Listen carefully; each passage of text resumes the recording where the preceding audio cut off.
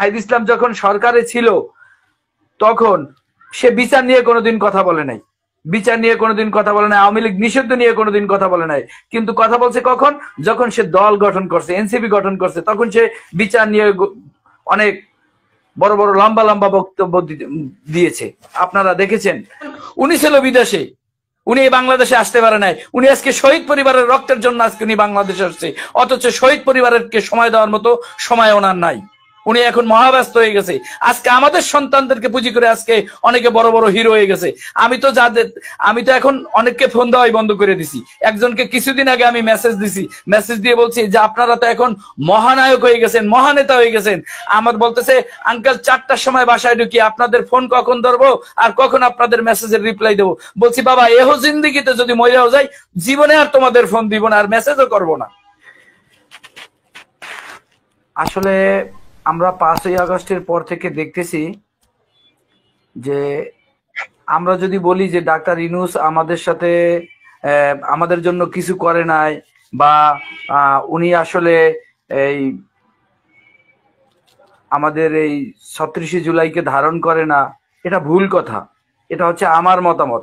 কারণ এই আন্দোলনে যারা আপনারা দেখেছেন, এই আন্দোলনে যে এক দফার ঘোষক ছিল, এই যে সার্জিস ছিল, আসিফ মাহমুদ ছিল, নাহিদ ইসলাম এক দফার ঘোষক ছিল, তারপরে মাহফুজ আলম রে আমি আন্দোলনে এরকম দেখি নাই, যাই হোক মাহফুজ ছিল। যারা এই আন্দোলনে জুলাই বিপ্লবে যারা সামনের সারিতে থেকে যারা ভাইরাল, যারা নেতৃত্ব দিয়েছে, তারা আজকে দেখেন আমাদের ছেলেদের রক্তের বিনিময়ে আজকে তারা হিরো সাজেছে, তারা হিরো হইছে। তারা হিরো হয়ে কি করছে? প্রথমে 2-4-5 মাস আমাদের শহীদ পরিবার এবং আহত পরিবারের, আমাদের শহীদ পরিবারের কথা বলি, আমাদের এত বিপদ গেছে, আমার বাসা ভাঙচুর করেছে। আপনি জানেন, আপনার সাথে আমি লাইভ করেছি আগস্টে। তারপরে আমার ছেলেকে জানাজা করতে দেয়নি, আমি কিন্তু আমার পাশে কাউকেই পাইনি। কিন্তু এরপরে অনেক খুঁজে খুঁজে তাদের দাঁড়ে দাঁড়ে গিয়ে তাদের সাথে আমরা দেখা করেছি। তো সমবেদনা আঙ্কেল ভালো আছেন এই পর্যন্ত বুকে জড়াই নিছে। শেষ ওই পর্যন্ত আজও পর্যন্ত পারে নেই আমার ছেলের কবর জিয়ারত করতে, বা কোনো শহীদের ওইরকম কবর জিয়ারত করে নাই তারা। শহীদ পরিবারকে তারাই 36শে জুলাইয়ের কথা ভুলে গেছে। ডাক্তার ইউনূস স্যার তো বিদেশ ছিল, তার নামে তো অনেকগুলো মামলা ছিল। তারপরে আপনি দেখেন যারা উপদেষ্টায় আছে এখন, যাদেরকে উপদেষ্টায় বসানো হয়েছে, তাদের এই আন্দোলনে তাদের কি ভূমিকা ছিল? যাদের ভূমিকা ছিল তারাই শহীদ পরিবারের জন্য কিছু করতেছে না। এই নাহিদ ইসলামের কথা যদি আমি বলি, যে শহীদ পরিবারের ন্যায্য দাবি দয়া নিয়ে আমি অন্তত 8 থেকে 9 বার এই নাহিদ, সার্জিস, আসিফের সাথে আমরা মিটিং করেছি। শহীদ পরিবারের ন্যায্য দাবি দেয়া, শহীদ পরিবারের এটা লাগবে কেন, 71-এর শহীদরা কি পেয়েছে, তারা সবসময় এই শহীদ পরিবারের ন্যায্য দাবি দেওয়ার বিপক্ষে তারা অবস্থান নিয়েছে। তারা আজকে আমাদের ফোন ধরবে কি করে? যে নাহিদ ইসলাম যখন, এই যে কিছুক্ষণ আগে আমার একজন আহত যোদ্ধা বলে গেছে, নাহিদ ইসলাম যখন সরকারে ছিল তখন সে বিচার নিয়ে কোনোদিন কথা বলে নাই, বিচার নিয়ে কোনোদিন কথা বলে নাই, আওয়ামী লীগ নিষিদ্ধ নিয়ে কোনোদিন কথা বলে নাই। কিন্তু কথা বলছে কখন? যখন সে দল গঠন করছে, এনসিপি গঠন করছে, তখন সে বিচার নিয়ে অনেক বড় বড় লম্বা লম্বা বক্তব্য দিয়েছে। আপনারা দেখেছেন। কিন্তু যখন সরকারে ছিল তখন কিছুই বলে নাই, কোনো বিচার নিয়ে তাদের কোনো হেডেক ছিল না। একটা দিন বিচার নিয়ে তাদেরকে কোনো কথা বলতে আমরা দেখিনি। এখন লম্বা লম্বা ভাষণ দেয়। শহীদ যে এনসিপির যে এখন যে আহ্বায়ক নাহিদ ইসলাম, 834 পরিবারের সাথে সে আজ পর্যন্ত দেখা করতে পারে না। একটা ঈদ চলে গেল, 834 পরিবারের জন্য সে কিছু করতে পারলো না। তারা দেশ ও জাতির জন্য এরা কি করবে? ঘোড়ার ডিম করবে,